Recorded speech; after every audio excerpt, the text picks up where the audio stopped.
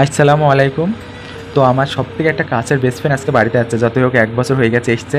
সামনে কুরবানির তাই বাড়িতে যাচ্ছে। তো আমি আর একটা ভাই দিতে এসেছি। তো স্টেশনে অপেক্ষা করছি ট্রেনের জন্য। এখান থেকে লোকাল ট্রেন ধরে যেখান থেকে ট্রেন সেখানে যেতে আধা ঘন্টা টাইম লাগবে। তো এখান থেকে লোকালে উঠে পড়বে সে। তো ট্রেনটা চলে এসছে। এখনও ওই প্যাসেঞ্জারগুলো নামবে, তারপরে তো আমরা উঠবো।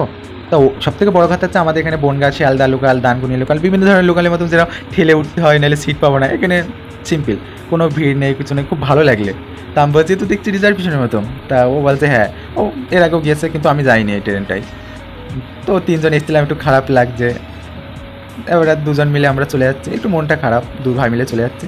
তো আমি বলছি দাঁড়াও আমি এখন যাবো না, ট্রেনটা ছাড়বে তারপরে। আর ও তো জানলার ধারে বসেছে, তো ওকে দেখা যায় কিনা আমি দেখবো। তা আমি দাঁড়িয়ে আছি, ট্রেনটা ছেড়ে দিলে ট্রেনটা যাচ্ছে এখন। তা আমি এখানে দাঁড়িয়ে আছি যে ভাইটাকে দেখা যায় কিনা, আবার কবে আসবে, কবে দেখা হবে। তো দেখলাম যে হালকা দেখা যাচ্ছে, কিন্তু ও বুঝতে পারিনি যে ও জানে হয়তো আমরা চলে গেছি। কিন্তু ওই দেখো আমার ভাইটা মোবাইল ঘাঁটছে। তো ঠিক আছে, যেন সাবধানে চলে যায়, বললাম বাড়ি থেকে পৌঁছে ফোন করো। তো আজকে ভিডিওটা কে কে দেখলে, কাকে কাকে ভালো লেগেছে কমেন্টে প্লিজ জানিও, আর লাইক শেয়ার কমেন্ট করে দিও। তো আজকের ব্লগটা এইটুখানি। খুদা হাফেজ।